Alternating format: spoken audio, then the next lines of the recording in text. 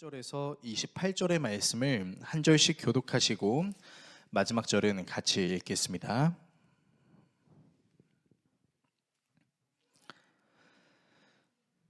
다 찾으신 줄로 알고 하나님의 말씀을 읽겠습니다. 이때로부터 예수 그리스도께서 자기가 예루살렘에 올라가 장로들과 대제사장들과 서기관들에게 많은 고난을 받고 죽임을 당하고 제3일에 살아나야 할 것을 제자들에게 비로소 나타내시니 베드로가 예수를 붙들고 항변하여 이르되 주여 그리 마옵소서 이 일이 결코 주께 미치지 아니하리이다. 예수께서 돌이키시며 베드로에게 이르시되 사탄아 내 뒤로 물러가라 너는 나를 넘어지게 하는 자로다. 내가 하나님의 일을 생각하지 아니하고 도리어 사람의 일을 생각하는도다 하시고 이에 예수께서 제자들에게 이르시되 누구든지 나를 따라오려거든 자기를 부인하고 자기 십자가를 지고 나를 따를 것이니라. 누구든지 제 목숨을 구원하고자 하면 잃을 것이요 누구든지 나를 위하여 제 목숨을 잃으면 찾으리라. 사람이 만일 온 천하를 얻고도 제 목숨을 잃으면 무엇이 유익하리요? 사람이 무엇을 주고 제 목숨과 바꾸겠느냐? 인자가 아버지의 영광으로 그 천사들과 함께 오리니 그때 각 사람이 행한 대로 갚으리라. 진실로 너희에게 이르노니 여기 서 있는 사람 중에 죽기 전에 인자가 그 왕권을 가지고 오는 것을 볼 자들도 있느니라. 아멘. 오늘 여러분과 함께 예수님의 일생 71번째 시간 예수님을 따른다는 것이라는 주제로 하나님의 말씀을 나누도록 하겠습니다. 드라마나 영화 같은 것이 재미있는 이유는 여러 가지 이유가 있겠지만 많은 사람들이 공감하는 이유 중 하나는 이 시청자들의 생각대로 이야기가 전개되지 않는 예상치 못한 반전이 있기 때문일 것입니다. 반전이 가지고 있는 힘의 능력은 그 시청자들이 전혀 예상하지 못한 상황을 만들어냄으로써 이야기가 어떻게 흘러가게 될지를 짐작하지 못하고 그저 드라마와 그 영화의 감독이 이야기를 진행하는 것에 따를 수밖에 없게 만든다는 것, 이것이 반전의 무서움인 것 같아요. 오늘 본문도 바로 이런 반전과 같은 상황이 일어납니다. 예수님께서 베드로의 신앙 고백, 선생님이 그리스도이시고 하나님의 아들이십니다 라는 이 고백을 들으시고 예수님이 정말 기뻐하셨습니다. 요한의 아들 시몬아 너에게 복이 있다. 내가 그 고백 위에 반석을 세우리니 그 고백 위에 교회를 세우리니 음부의 권세가 탐하지 못할 거다. 너에게 천국 열쇠를 줄 것이다. 네가 땅에서 그것을 열면 하늘에서도 열리고 네가 그것을 닫으면 하늘에서도 닫힐 것이다 라는 말씀이었죠. 그런데 이제 이 고백을 베드로가 하고 예수님께서 그 고백을 기뻐하시면서 이제 제자들이 좀 내가 하려는 사역이 뭔지 알고 있겠구나 라는 생각을 하신 것 같아요. 그래서인지 예수님은 베드로를 칭찬하시고 난 바로 다음 내가 죽게 될 것이다. 그리고 사흘 이후에 다시 살아나게 될 것이다 라는 말씀을 하십니다. 예수님께서는 사복음서에 내가 십자가에 달려 죽고 부활할 것이다 라는 예고를 무려 3번을 하십니다. 근데 그 3번 중 첫 번째가 바로 오늘 우리가 묵상하고 있는 본문의 내용이죠. 내용이 정말 충격적입니다. 당시 이스라엘 장로들과 대제사장들과 율법학자들은 직업 윤리에 걸맞지 않는 타락한 모습을 가지고 있었죠. 그래서 예수님의 제자들이 꿈꿔왔던 것 중에 하나가 뭐냐면 예수님이 이 땅에 오셔서 바로 이런 사람들에게 참된 복음을 가르치시고 이들의 타락함을 드러내시고 심판하시는 것을 기대했어요. 그러면서 다시 이스라엘의 강력했던 그 신앙의 시절, 또 군사적으로도 찬란했던 그 시절을 기대하는 것이었죠. 그런데 그 제자들이 기대했던 예수님은 심판하시는 예수님이었는데 반대로 심판해야 될 대상들에게 심판을 당하신다고요. 그리고 예수님을 열심히 따르던 베드로에게는 예수님이 오늘 뭐라고 말씀하시죠? 사탄아라고 말씀하십니다. 사탄 들렸어가 아니라 사탄아라고 말씀을 하시는 거죠. 본문에서 예수님이 말씀하시고자 하는 이 의도들이 과연 무엇일까요? 오늘 여러분과 함께 이 본문에 담겨있는 예수님의 의도를 좀 살펴보는 시도를 해보려고 합니다. 본문을 통해 다음의 내용을 살펴보려고 하는데 먼저 예수님이 하실 일에 대해 살펴보겠습니다. 그리고 제자들이 할 수 있는 일에 대해 살펴보겠습니다. 마지막으로 예수님을 따른다는 것에 대해서 살펴보겠습니다. 예수님이 하실 일, 제자들이 할 수 있는 일, 예수님을 따른다는 것, 이 내용을 함께 묵상하고 기도하는 시간을 갖겠습니다. 첫 번째, 예수님이 하실 일입니다. 베드로의 신앙 고백을 들으신 예수님께서는 자신이 하셔야 할 분명한 사역에 대해서 이렇게 말씀하시는데요. 본문 21절의 말씀을 화면을 통해서 같이 읽겠습니다. 그때부터 예수께서는 자기가 반드시 예루살렘에 올라가야 하며 장로들과 대제사장들과 율법학자들에게 많은 고난을 받고 죽임을 당해야 하며 사흘째 되는 날에 살아나야 한다는 것을 제자들에게 밝히기 시작하셨다. 자, 아마 저나 여러분이 이 시대의 예수님의 제자였어도요, 사실 예수님의 이 말은 너무 충격적이었을 거예요. 왜냐면요, 이제 예수님께서 진정한 메시아로서 다시 이스라엘을 다윗과 솔로몬의 시대처럼 멋있게 회복시키셔야 되는데 죽으시겠대요. 근데 뭐 부활하신대요. 사실 예수님이 부활시키셔야 하는 것은 더 많은 사람들이 예수님의 제자로 훈련이 돼서 강한 이스라엘로 완전히 부활시키셔야 되는 게 이 사람들의 소원이었습니다. 그런데 부활시키셔야 되는 것이 다른 것에 있는데 자기 자신을 부활시킨대요. 왜냐하면 자기 자신이 죽게 된다라는 것이기 때문이죠. 이 본문을 원어를 통해서 읽으면은 예수님께서 죽으심을 당하시고 하나님께로부터 일으킴을 받게 될 것이다라는 내용이 되어 있습니다. 그러니까 여러분, 이 내용을 원어로 읽으면 지금 예수님이 무슨 말씀을 하고 계시냐면, 예수님이 죽으시고 부활하시는 것은 이미 하나님께서 계획해 놓으신 일이다라고 지금 주님이 말씀하고 계신 거예요. 그런데 제자들은 그것을 원하지 않았었죠. 또한 예수님을 죽이려는 사람들의 정체가 조금 이상합니다. 여러분, 누구였냐면 예수님께서 말씀하시길 이스라엘의 장로들, 대제사장들, 율법학자들이 예수님을 괴롭히고 고난을 주고 죽인다라는 것이죠. 이 장로와 대제사장과 서기관들, 율법학자들에게 공통점이 있습니다. 이 세 부류의 사람들에게 있는 공통점이 뭐냐면요, 누구보다 하나님의 말씀을 잘 알아야 되고, 누구보다 하나님의 말씀을 연구해야 되고, 그것을 실천하고 그것을 사람들에게 가르쳐야 될 의무를 갖고 있는 사람들이었습니다. 그러니까 이스라엘에서 가장 의로운 사람들이 누구예요? 라고 묻는다면 장로님들이요, 대제사장들이요, 서기관들이요 라고 할 수 있다라는 것이죠. 어떻게 보면 가장 의로워야 돼야 될 유대인들이, 그리고 어떻게 하는 것이 하나님을 위한 것인가를 날마다 고민해야 되는 그 명제를 가장 잘 실천해야 되는 사람들이 바로 이 사람들입니다. 그런데 이 사람들이 어떻게 한다고요? 예수님을 죽인다고요. 여러분, 이 사람들은 단순히 종교학만 가지고 있었던 것이 아니라 당시 종교와 정치는 이제 분리될 수 없는 항목이었습니다. 그래서 이 사람들은 정치에도 개입을 했었어요. 이 사람들이 모여있는 가장 최고의 공회가 산헤드린 공회였습니다. 그러니까 우리나라 말로 치면 가장 영향력이 있는 국회라고 얘기할 수 있을 거예요. 근데 가장 영향력이 있고 가장 하나님을 잘 알고 잘 연구하고 전해야 되는 이 사람들이 어떻게 한다고요? 예수를 죽인다고요.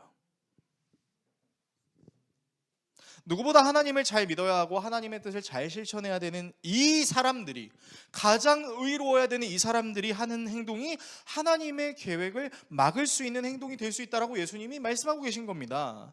자, 이 내용을 통해서 우리가 분명히 알 수 있는 게 있습니다. 뭐냐면요, 하나님의 뜻을 가장 잘 실천해야 되는 사람이 하나님의 뜻을 가장 잘 막을 수도 있다라는 것입니다. 어쩌면 이 내용이 우리에게 좀 와닿지 않을 수 있는 이유는 예수님께서 하셔야 되는 그 일은 사실은 사람을 위해 죽는 것이 아니라 예수님을 죽이려는 자들을 혼내주시고 갱생시켜 주셔야 되는 것이 사실 우리가 생각했을 땐 더 합리적입니다. 그렇지 않습니까? 예수님을 하나님의 아들로 못 믿는 자들을 혼내고 제대로 가르쳐 주시고 그들이 회개할 수 있게 하시고 그들이 잘못했다라고 얘기할 수 있게 만들어줘야 되는 게 우리가 생각하는 상식이죠. 이스라엘 사람들도 그렇게 생각할 수밖에 없었습니다. 왠지 아십니까? 여러분, 우리도 사실 위정자들을 향한 시선이 그렇게 곱지만은 않습니다. 우리가 내는 세금으로 자기들 먹고 사는 문제 다 해결하니까 일 잘해야 돼 라는 생각을 갖고 있는 것처럼 당시 이 바리새인 대제사장 그리고 서기관들 역시 이스라엘이 내는 세금의 영향을 받는 사람들이었습니다. 그런데 여러분, 이들은요 사실은 하나님을 열심히 연구하는 모습을 가진 부분도 있었지만 그 이면에는 하나님을 열심히 연구하고 전한다는 것을 명목으로 내 지위를 높이고 내가 먹고 마시는 문제를 해결하려고 하고 또 그것을 당연하게 여기는 아주 교만한 생각을 가진 사람들이 있었어요. 그리고 이거를 일반 유대인들도 알고 있었죠. 그래서 유대인들의 마음속에는 장로들도 대제사장들도 서기관들도 심판을 받아 마땅한 사람들이다라는 인식이 있었습니다. 그러니까 사실은 이 사람들을 혼내주셔야 되는 게 우리가 생각했을 때 올바른 건데 지금 예수님께서 뭐라고 말씀하세요? 내가 이 사람들한테 죽을 거야 라고 말씀하시는 겁니다. 혼내주셔야 할 대상에게 혼나는 것을 넘어서 죽으려고 하십니다. 도대체 예수님께서 왜 이러시는 걸까요? 그 이유는 이렇게 말씀드릴 수 있을 것 같습니다. 예수님은요 자신의 말만 잘 듣는 사람을 구원하시기 위해 이 땅에 오신 것이 아니라 자기의 말을 잘 듣지 않는 사람도 구원하시기 위해 이 땅에 오셨고 가장 자기를 잘 알아야 되는 대상들이 자기를 심판할 수 있게 계획하신 것이죠. 여러분 생각해 봅시다. 예수님의 십자가의 죽음과 부활의 역사하심으로 예수님이 얻을 수 있는 게 뭘까요? 한번 질문해 볼게요. 예수님이 죽으시고 부활하셔서 얻게 되는 유익이 뭐죠? 여러분, 예수님이 죽으시고 부활하셔서 얻을 수 있는 게 뭐예요? 하나밖에 없습니다. 여러분, 사실 예수님은 영원한 생명을 갖고 계시죠. 모든 것을 다 하실 수 있으세요. 어디에나 계십니다. 모든 것을 초월해 계신 주님은 사실 어떤 선물을 받으실 필요가 없어요. 그러면 여러분 생각해 보세요. 예수님이 죽으시고 부활하심으로 얻게 되는 게 뭐예요? 하나입니다. 뭡니까? 하나님을 떠난 사람들이죠.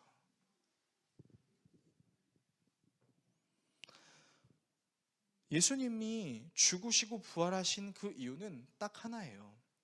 하나님을 떠난 사람들을 다시 하나님께로 불러오기 위함입니다. 자, 그러면 여러분, 하나님을 떠난 사람들이 어떤 사람들이 있겠어요? 하나님을 아예 모르는 사람들도 있을 수 있겠지만 이런 사람도 있을 것입니다. 하나님을 잘 안다고 말하면서도 실상은 하나님을 잘 모른 채 종교 행위로 자기 의를 실천하는 사람들. 여러분, 상한 갈대는 연약한 사람만이 상한 갈대가 아닙니다. 여러분, 오히려 음식이 많으면 더 상하게 될 수 있는 확률이 높아진다는 사실도 알고 계신 것처럼 내가 하나님을 잘 알고 내가 율법을 잘 안다고 말하는 그 교만함 자체도 사실은 사람을 상하게 할 수 있다는 것을 알고 계십니까? 여러분, 그것을 적용하면요 제일 상할 수 있는 존재가 누군지 아세요? 저예요. 감히 여러분께 제가 말씀드리고 싶은 건 이겁니다. 만약에 이제 예수님께서 이 땅에 다시 재림하셔서 이제 모든 인류를 심판하실 때 지옥에 가장 많이 가 있을 수 있는 사람이 누구냐고 누가 저에게 질문하신다면 저는 이렇게 말할 것 같아요. 저 같은 사람들이 지옥에 제일 많이 있을 것 같습니다 라고 말할 것 같습니다. 왜요? 하나님의 말씀을 증거한다는 이유만으로, 하나님의 말씀을 연구하여 성도들에게 적용시킨다는 이유만으로 성도들에게 이렇게 하세요 저렇게 하세요 라는 교만함을 아무렇지도 않게 발휘하면서 성도들이 저에게 주는 섬김을 당연하게 여길 수 있는 악함과 연약함이 저에게 있을 수 있기 때문이죠. 그런데 예수님이 왜 죽으시고 부활하셨을까요? 이런 저와도 같은 사람도 포기하지 않으시고 구원하시려고. 어떻게? 자기를 잘 알아야 되는 사람들이 오히려 자기를 잘 알지 못하고 자기를 심판함에도 불구하고 그 사람을 구원하기 위해 자기 피를 흘릴 수밖에 없었다라는 것이죠. 여러분, 그러므로 기억해야 됩니다. 무엇을요? 하나님은요 하나님의 말씀만 잘 듣는 사람을 구원하시려고 예수님을 보내신 게 아니라는 거예요. 예수님은요 하나님의 말씀을 잘 듣지 않는 사람마저도 잘 가르치고 회개하게 하시고 돌이키게 하시기 위해서 자신의 피를 흘리셨다라는 겁니다. 여러분, 하나님은 세상을 안 사랑하지 않으셨습니다. 세상을 사랑하셨죠. 그러므로 우리도 기억해야 됩니다. 하나님의 말씀을 듣지 않는 자들을 함부로 비난하고 미워하거나 악한 일을 저지르는 그 사람들을 지옥에나 떨어졌으면 좋겠다라고 생각하는 것이 사실은 얼마나 하나님의 사랑에 위배되는 행위가 될 수 있는지를 우리는 기억해야 된다라는 것이죠. 두 번째, 제자들이 할 수 있는 일입니다. 자기가 죽임을 당할 것 그리고 다시 일으킴을 받을 것이라는 예수님의 말씀을 들은 제자들의 반응이 어땠을까요? 칭찬을 받았던 베드로는 이렇게 예수님께 반응합니다. 본문 22절에서 23절의 말씀을 화면을 통해서 같이 읽겠습니다. 이에 베드로가 예수를 따로 붙들고 주님, 안 됩니다. 절대로 이런 일이 주님께 일어나서는 안 됩니다 하고 말하면서 예수께 대들었다. 그러나 예수께서는 돌아서서 베드로에게 말씀하셨다. 사탄아, 내 뒤로 물러가라. 너는 나에게 걸림돌이다. 너는 하나님의 일을 생각하지 않고 사람의 일만 생각하는구나. 자, 말씀을 보시면요, 베드로가 굉장히 흥분했습니다. 분명 몇 초 전까지만 하더라도 너에게 복이 있다라는 최고의 칭찬을 받았어요. 너의 그 고백 위에 교회를 세울 거야. 예수님께서 그렇게 말씀하신 지 얼마나 지났다고. 사탄아. 근데 여러분, 베드로가 어떻게 행동했냐면, 여러분 이 본문과 마가복음의 본문을 자세히 보시면 정확하게 이렇게 합니다. 베드로가 예수님의 옷깃을 붙잡고 자기로 땡겨요. 그리고 입 닥쳐! 그 일이 일어나서는 안 돼! 라고 얘기를 하는 거예요. 여러분, 개역개정이 굉장히 겸손하게 되게 부드럽게 번역을 해놨는데 실제 상황은 그렇지가 않은 거예요. 예를 들면 이런 거죠. 제가 이제 우리 김선엽 성도님한테 저 이제 죽으러 가요. 잘 있어요. 아디오스. 이렇게 인사를 하니까 김선엽 성도님이 저를 벽에 미치고 목사님 닥치세요! 막 이렇게 얘기하는 거랑 똑같은 거예요. 그러면 여러분, 베드로는 왜 그렇게 행동했을까요? 단순히 베드로가 예수님의 말씀을 이해하지 못하는 것을 넘어서서 왜 이렇게 하극상처럼 보이는 이런 행동을 하고 있는 걸까요? 그리고 왜 그런 베드로에게 예수님은 사탄아, 걸림돌아 라고 얘기를 하는 걸까요? 여러분, 제가 만약에 베드로라면 정말 엄청난 상처를 받았을 것 같습니다. 지금 저한테 사탄이라고 하셨어요? 예수님, 제가 예수님 따라가려고 어부일도 그만두고 사랑하는 아내랑 장모님도 집에 두고 예수님 따라왔는데 지금 그게 저한테 하실 말씀이세요? 제가 지금 1년이 넘게 예수님이랑 동거동락하면서 먹고 마시고 진짜 온갖 개고생이랑 개고생을 다 하고 있는데 사탄이라고요? 진짜 너무하세요 라고 저는 말할 것 같아요. 왜 예수님은 이렇게밖에 말씀하실 수 없었던 것일까요? 사탄, 그 단어의 뜻은 막다라는 뜻을 가지고 있습니다. 그리고 걸림돌이라는 것도 잘 가고 있는 걸음을 잘 걷지 못하게 가로막는 역할을 하는 것이 걸림돌입니다. 즉 예수님께서 베드로에게 이렇게 작정하고 모진 말씀을 하신 이유는 뭐냐면요, 예수님께서 하셔야 되는 일, 즉 하나님께서 계획하신 죽으시고 부활하셔야 되는 이 일이 절대로 일어나서는 안 된다라고 얘기하고 있기 때문입니다.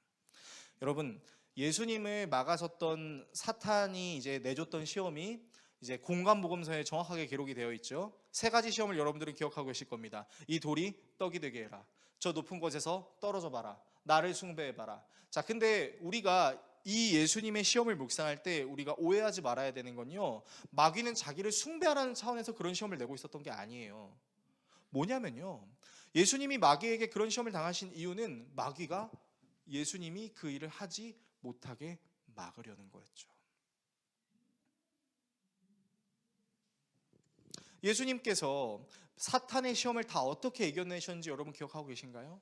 기록되었으되, 하나님의 말씀으로 그 모든 시험들을 다 이겨내셨죠. 그렇다는 것은 예수님께서는 어떻게 하시기 위해 이 땅에 내려오신 거예요? 하나님의 말씀을 이루시기 위해 이 땅에 내려온 거죠. 근데 지금 그걸 누가 맡고 있어요? 베드로가 맡고 있는 거예요. 안 돼! 닥쳐! 웃기지 마! 내가 생각하는 메시아의 역사는 이게 아니야! 그러니까 사탄이랑 하는 일이 똑같은 거예요. 베드로는 지금 뭐라고 얘기하고 있는 거예요? 나는 예수님 당신이 하시려는 그 일이 이해도 안 될 뿐더러 나는 그 일을 예수님이 하지 않기를 원해. 아니야! 입 밖으로 꺼내지도 마세요. 얘기하고 있는 거예요. 사실 베드로는 누구보다 하나님의 말씀을 잘 알고 싶었던 사람이었어요. 자기의 동생 안드레를 통해 예수님을 만나게 되고 예수님이 하시는 말씀을 잘 따르며 누구보다 예수님께 열정적이었던 사람입니다. 여러분이 생각하시고 알고 계시는 그 사건이 있죠. 바다 위로 걸어오시는 예수님을 보고 사람들이 유령이다 하니까 예수님이 내니 두려워 말라라고 하니까 베드로가 뭐라 그랬어요? 주님! 만일 주님이시거든 나로 물 위로 걸어 올라오라고 얘기해 주세요. 여러분, 베드로는 나대는 게 아니라 어떻게 보면 진짜 대단한 사람이에요. 정말 이런 담대함을 가지고 예수님께 원할 줄 알고 고백할 줄 아는 제자죠. 근데 이런 베드로도 가지고 있는 약점이 있었어요. 뭐예요? 바로 자기가 상식적으로 생각하는 범주 안에서는 예수님께서 그 범주 안에서 말씀하시는 건 들을 수 있어요. 그런데 자기가 비상식적이라고 생각하는 형태로 예수님이 말씀하시는 것은 들을 수 없는 거예요. 무조건 자기가 들을 수 있는 방식으로만 역사해 주셔야 하는 겁니다. 그리고 이런 베드로의 모습이 누구의 모습과 같습니까? 장로와 대제사장과 서기관과 같죠. 그들이 인정할 수 없는 하나님은 나는 믿을 수 없어. 베드로는 다른 줄 알았어요. 그런데 베드로도 똑같았어요. 하나님을 알고 싶고 예수님을 잘 따르는 사람이었지만 그 역시 같은 한계를 갖고 있었다라는 것입니다. 개인적으로 이 말씀이 저의 페부를 좀 깊숙이 찔렀던 이유가 뭐냐면요, 저는 제가 아무리 생각해봐도 저는 정말 사랑의 사역자, 사도 요한같이 되고 싶은 사람이거든요. 우리 성도들을 볼 때마다 인자한 미소로 안녕하세요 성도님, 반가워요, 웃지 마세요 집사님, 뒤에서 비웃고 계신 것 같은데, 저는 정말 그렇게 사역하고 싶은 사람이었어요. 그러니까 저는 말로 사역하는 사람 말고 얼굴로 사역하는 사람이고 싶었어요. 제가 그냥 미소를 짓기만 해도 하나님이 목사님을 통해 나를 위로해 주시는 것 같아. 사도 요한이 그런 사람이었잖아요. 근데 아무리 생각해봐도 저는 그런 사람이 될 수 없는 것 같아요. 왜냐하면 저는 정말 예수님을 사랑하고 싶어하고 사랑한다고 자부하는 사람이기도 한데요, 저에게도 항상 그런 마음이 있어요. 어떤 마음이 있냐면, 하나님께서 제가 바라는 대로 역사해 주셨으면 좋겠다라는 마음이 굉장히 강하게 있는 사람이다라는 거죠. 저의 죄를 좀 고백하는 시간을 가지려고 합니다. 제가 두 가지 죄를 여러분들께 좀 말씀드리고 싶은데요. 저는 이제 예수 그리스도를 만나기 전까지 두 가지를 정말 좋아했습니다. 하나는 술이었어요. 그리고 하나는 담배였습니다. 저는 하루에 담배를 2갑 반씩 태우는 사람이었고 소주를 2병 이상 먹어야 잠이 오는 그런 사람이었어요. 그래서 제 얘기를 들으시는 분은 아시겠지만 전 알코올 중독 판정을 받았던 적도 있었고, 정말 항상 담배 쩐내를 달고 살았던 그런 사람이었습니다. 근데 이제 예수님을 잘 믿기 시작하면서 예수님이 자꾸 저의 양심을 건드리는 거예요. 야, 너 총신대학교 신학과 학생인데 언제까지 술 먹고 다닐 거야? 너 언제까지 담배 피우고 다닐 거니? 이젠 좀 끊어라 라고 말씀하시는 것 같았어요. 근데 제 안에 반발심이 생겼습니다. 주님, 술은 취하지 않을 만큼만 먹으면 되는 거 아닌가요? 맥주의 개발이 루터가 만들었다는데 여러분이 아니라 하나님, 루터도 맥주 마시면서 사역했는데 술 마시는 게 뭐가 죄예요? 그리고 담배, 성경에 담배가 어디 있습니까? 너희는 살아계신 하나님의 성전이라고요? 그럼 정크푸드도 먹지 말아야지 하나님. 그렇잖아요. 야채만 먹고 고기는 먹지 말고 다니엘의 세 친구처럼 그렇게 해야 되는 거 아니에요? 막 따지는 거예요. 그래서 되게 웃긴 게, 여러분 진짜 따라하지 마세요. 저는 담배 피면서 기도했습니다. 아무도 없는 아버지 어머니의 눈을 피해 아버지 어머니가 잠드신 틈을 타서 담뱃갑을 가지고 당시 제가 살고 있었던 빌라의 옥상으로 올라가서 담배를 후 피면서 기도했습니다. 하나님, 저 하나도 부끄럽지 않습니다. 하나님, 저 죄 짓는다고 말씀하시지 마세요. 저 기호식품 즐기는 중입니다. 이렇게 했었던 거예요. 그러다 이제 하나님께서 이제 그런 것들을 점점 낫게 해주셨는데, 이게 또 사역에서도 도지기 시작한 거였어요. 어떤 거였냐면, 제가 이제 열심히 성경을 공부하면서 제가 좀 꿈꿔왔었던 게 있습니다. 그게 뭐냐면, 우리 작년 세대의 성도들이 가지고 있었던 그 신앙이 문자적으로 적용했던 하나님의 말씀이 좀 많다 보니 그 분명한 의미를 다시 찾아서 정확한 해석을 통해 정확한 전달로 그 성도들이 바른 신앙생활을 할 수 있게 해주자라는 그 욕심이 좀 과했어요. 그래서 저는 좀 하나님의 말씀을 진짜 뒤틀어 봅니다. 막 앞으로도 보고 뒤집어서도 보고 옆으로 보고 이렇게 봐가지고 이걸 어떻게 적용시켜야 되지, 어떻게 연구해야 되지라는 좀 이상한 취미를 가지고 있습니다. 근데 여러분, 하나님의 말씀은 모든 사람들에게 되게 다양하게 적용이 될 수 있습니다. 어떤 사람에게는 굉장히 기쁨이 될 수 있고요. 어떤 사람에게는 되게 무거운 의무처럼 느껴질 수도 있고, 어떤 사람에게는 나를 위로해주는 하나님의 음성처럼 들릴 수도 있지만, 어떤 사람에게는 하나님이 채찍질하면서 정신 차려! 라고 말씀하시는 것처럼 들을 수도 있는 말씀입니다. 그렇지 않습니까? 그래서 우리가 소그룹 모임을 하는 거고, 그래서 우리가 다양한 나눔을 통하여 우리에게 활발하게 역사하시는 하나님을 나누는 거죠. 근데 저에게 교만함이 있었어요. 어떤 교만함이요? 이 말씀은 이렇게만 해석이 되는 게 정확해. 그동안 내 윗대 아버지뻘 목사님들은 정말 해석을 그지같이 하셨네. 이건 아닌 것 같아. 그리고 제가 이 마인드를 가지고 제가 멘토로 여기는 엄청 똑똑하신 목사님께 제 그 하소연을 좀 털어놨습니다. 형님, 대한민국 교회 목사님들이 정말 하나님의 말씀 멋대로 해석하는 것 같아요. 라고 하니까 그 형님께서 말씀하시는 거예요. 정 목사가 그렇게 생각하는 이유가 뭐야? 그래서 이제 본문을 갖다 줬죠. 형님, 전 아무리 생각해봐도 본문이 이게 이렇게밖에 해석이 안 된다라고 생각하는데 형님 어떻게 생각하세요? 이러는데 그 형님이 전혀 다른 해석의 방법을 저한테 얘기해 주셨는데 그게 너무 사실적으로 저에게 들리는 거예요. 그러면서 형님이 저에게 하셨던 말씀이 있었어요. 정 목사의 신학적인 구조를 가지고는 이렇게 해석을 할 수 있겠지만 하나님의 말씀은 단편적으로만 해석이 될 수 있는 게 아니야. 여러 사람에게 여러 다양한 방법과 형태로 전달을 하게 하는 거지. 그래서 우리는 하나님의 말씀을 해석할 때 이거예요 이거라고 해석하는 게 아니라 이렇게도 해석이 될 수 있습니다 라고 말할 줄 알아야 돼 라고 얘기를 하는 거예요.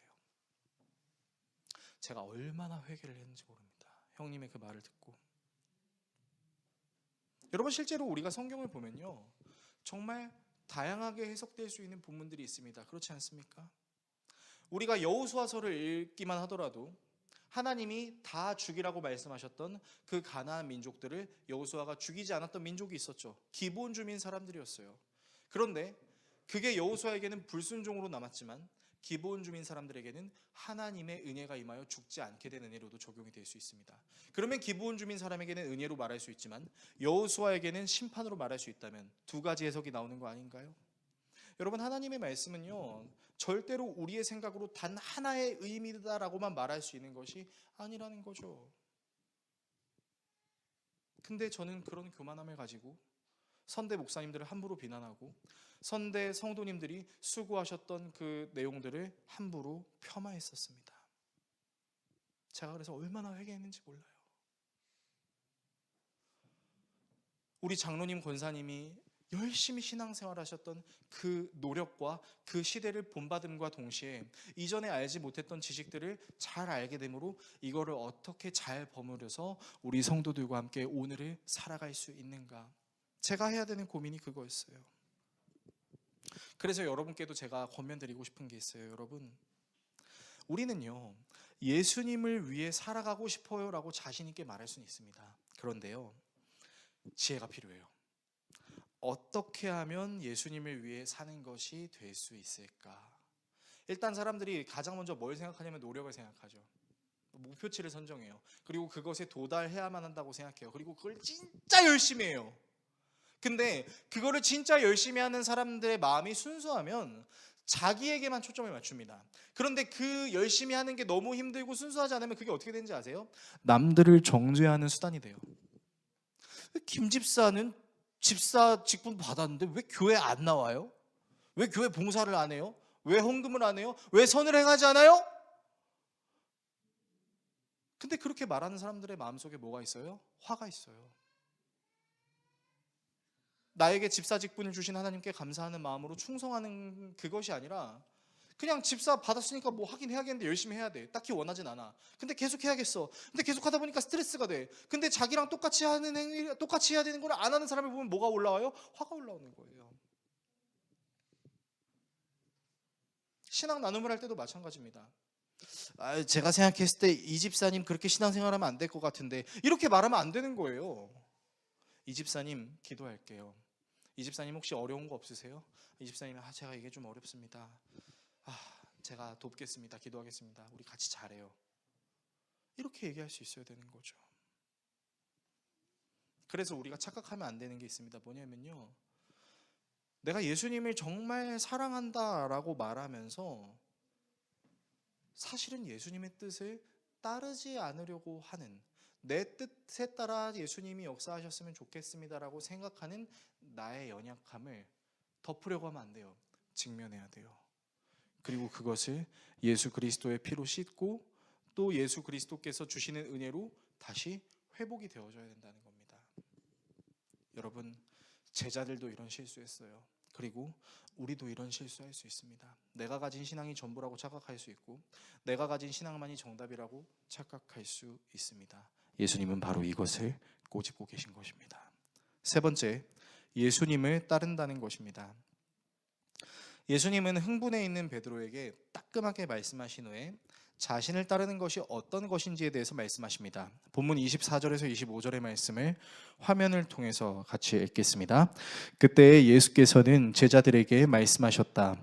누구든지 나를 따라오려거든 자기를 부인하고 제 십자가를 지고 나를 따라오너라.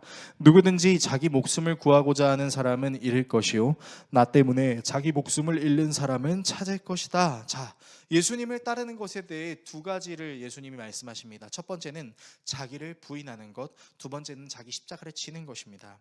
자기를 부인한다라는 것은 말 그대로 자신의 의지와 뜻을 부정하고 자신의 욕구와 유혹을 허락하지 않고 단호히 물리치는 적극적인 행동을 말하는 것이죠. 그러니까 자기 자신에게 제일 관대하려고 하지 말고 오히려 제일 엄격할 수 있음과 동시에 내가 틀릴 수도 있다는 것을 인지하고 틀렸을 경우 그것을 곧바로 인정할 수 있어야 된다는 거죠. 그런데 예수님은 자기를 거절하는 것보다 더 어려운 걸 요구하십니다. 뭐냐면 자기 십자가를 지는 거예요. 여러분, 이 십자가에 대해서 오해하시는 분들이 좀 많은 것 같습니다. 좀 힘든 일을 경험하시거나 좀 섬기기 어려운 성도들을 섬기는 분들이 주로 이런 말을 하세요. 아, 하나님께서도 왜 나에게 이런 십자가를 주셔서 그런 고통을 견디게 하시나요? 뭐 이런 얘기를 해요. 여러분, 물론 십자가는 고통과 고난이죠. 당시 로마의 형벌이었던 십자가의 형이 이루어지는 과정은요, 채찍질 당한 사람들이 자기가 십자가에 달릴 그곳까지 십자가를 들고 가야 됐습니다. 그래서 예수님도 자기가 달릴 그 십자가를 들고 가셨죠. 근데 거기서 끝납니까? 아니에요. 십자가의 형은 무엇으로 끝나는지 아십니까? 죽음으로 끝나요. 그러니까 십자가의 형을 받은 사람들은 사형 선고를 받은 거랑 똑같은 겁니다. 그러면 지금 예수님께서 제자들에게 뭐라고 말씀하시는 거예요? 고통과 고난이 있을 거야, 여기서 끝나는 거예요? 아니에요. 지금 뭐라고 말씀하시는 거예요? 죽어! 라고 얘기하시는 거예요. 너 자신을 죽이라고 얘기하시는 것이죠. 왜 자기를 거절하라고 말씀하시고 자기를 죽이라고 말씀하시는 것일까요? 우리 안에는 끊임없이 나의 옳음을 증명하고 싶은 마음, 하나님의 뜻을 따르기보다는 하나님의 뜻을 이용하여 사람들이 자기를 따르게 하고 싶어하는 그 마음 같은 것들이 있을 수 있기 때문이죠. 장로, 바리새인, 서기관이 하나님을 이용하여 자기의 유익을 구하고 자기의 의를 관철시켰던 것처럼 베드로가 예수님을 잘 따름으로 자신의 옳음을 증명했던 것과 똑같죠. 자, 그렇다면 예수님께서는 그냥 우리가 아무 말도 하지 않고 아무 행동도 하지 않고 그저 기계처럼 예수님을 따르는 것을 원하셨을까요? 그런 것 같지는 않습니다. 도리어 자기 자신을 부인하고 자기 자신을 죽이는 일이 하나님의 나라를 구할 수 있는 진정한 일이 될 수 있기 때문에 그렇게 말씀하신 것이죠. 그래서 사도 바울은 육체를 죽이는 일에 대해서 다음과 같이 이야기했습니다. 갈라디아서 5장 16절에서 25절을 제가 읽어드릴게요. 여러분은 성령께서 인도하여 주시는 대로 살아가십시오. 그러면 육체의 욕망을 채우려고 하지 않을 것입니다. 육체의 욕망은 성령을 거스르고 성령이 바라시는 것은 육체를 거스릅니다. 이 둘이 서로 적대 관계에 있으므로 여러분은 자기가 원하는 일을 할 수 없게 됩니다. 여기서 원하는 일이란 하나님의 뜻을 따르는 일을 말하는 것이죠. 그런데 여러분이 성령의 인도하심을 따라 살아가면 율법 아래에 있는 것이 아닙니다. 육체의 행실은 환히 드러날 것들입니다. 곧 음행과 더러움과 방탕과 이런 짓을 하는 사람들은 하나님의 나라를 상속받지 못할 것입니다. 그러나 성령의 열매는 사랑과 기쁨과 화평과 인내와 친절과 선함과 신실과 온유와 절제입니다. 이런 것들을 막을 법이 없습니다. 그리스도 예수께 속한 사람은 정욕과 욕망과 함께 어떻게 한다고요? 자기의 육체를 십자가에 못 박았습니다. 자기를 죽인다는 거죠. 근데 죽이고 끝나요? 아니에요. 우리가 죽게 되고 무엇이 된다고요? 성령으로 삶을 얻었으니 우리는 이제 스스로를 인도하려는 삶을 벗어나서 누구의 인도하심을 따라 살게 된다고요? 성령의 인도하심을 따라 살아간다라는 것이죠. 여러분, 그러니까 예수님께서 죽으라고 말씀하신 건 너 아무것도 하지 마, 입 다물고 있어, 이런 차원이 아니라 정말로 하나님의 뜻이 무엇인지를 궁금해하며 살아간다라는 것이죠. 사도 바울이 그런 삶을 살기 위해 필요한 것이 바로 자신의 육체를 십자가에 못 박는 것, 즉 죽는 것이라고 말하는 것입니다. 내가 죽고 예수로 살 때 성령께서 나를 인도하심으로 열매를 맺게 하시는데, 여러분, 이 성령의 열매들을 한번 자세히 살펴보세요. 사랑과 희락과 화평과 오래 참음, 자비와 양선과 충성과 온유와 절제. 여러분, 이것들이 어디에서 발휘되는 거죠? 두 관계에서 발휘됩니다. 첫 번째는 하나님과 우리의 관계에서 발휘되죠. 두 번째는 어디의 관계에서 발휘되는 겁니까? 사람과 사람 사이에서 발휘되는 것이죠. 그래서 여러분, 성령의 열매의 특징은 이거예요. 하나님과 사람을 사랑하게 하는 거. 사람과 사람을 포기하지 않게 하고 함께하게 만드는 거. 여러분, 이게 성령의 열매예요. 성령의 열매는 단순히 내가 착하게 살아야지가 아니라는 거죠. 하나님의 뜻을 어떻게 내가 더 잘 따를 수 있는가, 내가 어떻게 예수님의 마음으로 사람을 사랑할 수 있는가를 가능하게 하시는 것이 성령의 열매라는 거죠. 그래서 우리는 내가 죽고 예수로 살 때 예수님이 행하신 사랑을 실천할 수 있게 되는 겁니다. 여러분, 그런 생각 많이 들지 않으세요? 여러분이 이제 그리스도인이라서 정말 선을 행하려고 정말 노력하는 것을 제가 알고 있습니다. 좋게 말하고 싶고 사람들에게 잘하려고 하는 거 알아요. 근데 여러분, 우리가 항상 뭐라고 고백해요? 이렇게 사는 게 쉬워요? 어려워요? 어려워요. 여러분, 우리 소그룹 나눔할 때마다 두 집사님께서 되게 공통적으로 2주간 연속으로 주셨던 기도 제목들이 있었어요. 그게 뭐였냐면, 정말 사람들이 욕하는 그 사람을 나는 욕하지 않게 해달라고, 나는 사랑하게 해달라고 이렇게 얘기해요. 근데 여러분, 그게 여러분 힘으로 되던가요? 우리는 자꾸 착각해요. 어떻게 해요? 어떻게든 내가 사랑해야 돼, 어떻게든 내가 선을 행해야지. 여러분, 이렇게 생각하면 우리 진짜 못해요. 고백의 방법이 다른 거죠. 나는 못해요. 나는 그냥 죽습니다. 주님, 당신이 내 안에 오셔서 그것이 가능하게 해주세요. 그렇게 말하는 거예요. 어쩌면 우리의 마음속엔 그런 마음도 있을지 모르겠어요. 내가 생각했을 때 저 사람은 구원받으면 안 돼. 화성 연쇄살인 사건의 범인, 연쇄살인 사건들의 주범자들, 그 많은 사람들의 눈에 피눈물 흘린 그 사람들이 구원을 받아? 나는 절대 그것이 있을 수 없다고 생각해. 여러분, 근데 감히 제가 여러분들께 말씀드리겠습니다. 저 역시 저에게 그런 일이 일어난다면 저도 제 힘으로 절대 사랑하지 못할 거라는 걸 제가 알고 있어요. 그래도 감히 여러분께 말씀드리겠습니다. 여러분, 예수님은 그런 사람도 사랑하셨어요. 그런 사람을 위해서도 죽으시고 피를 흘리셨어요. 예수님을 따른다는 건 내가 절대 사랑할 수 없는 그 사람을 사랑하게 된다는 것을 의미하는 것이고, 그것을 나의 힘으로만 하는 것이 아니라 나는 죽고 주께서 주시는 성령의 인도하심 따라 살아가게 된다는 것을 의미하는 것. 여러분, 이것이 예수님을 따른다는 것입니다. 설교를 정리하겠습니다. 사랑하는 성도 여러분, 예수님은 구원을 받을 만한 사람들만을 위해서 이 땅에 오신 게 아니었어요. 오히려 자신을 미워하고 침을 뱉고 저주하며 자기에게 창을 찌르고 가시면류관을 쓰고 채찍질한 그 사람들도 구원하시기 위해 이 땅에 오셨습니다. 심지어 하나님을 믿는다고 말하면서도 하나님이신 예수님을 알아보지 못하는 그 사람들을 위해서도 예수님은 죽음을 감당하셨어야만 했어요. 여러분, 과연 이런 예수님의 사랑을 내가 따라하는 거, 그것을 내 의지로 이루려고 하는 거 쉬울까요? 아니요. 너무 어려울 거예요. 아니요. 어쩌면 불가능할지도 모르겠습니다. 도저히 내가 따라할 수 없을 거라는 생각이 들 겁니다. 왜요? 우리의 자아가 죽은 줄로만 알았는데 계속 스멀스멀 올라오거든요. 그래서 사도 바울은 이렇게 얘기했죠. 십자가 앞에서 나는 날마다 죽노라. 한 번 죽고 땡이 아니에요. 계속 죽어야 되는 거죠.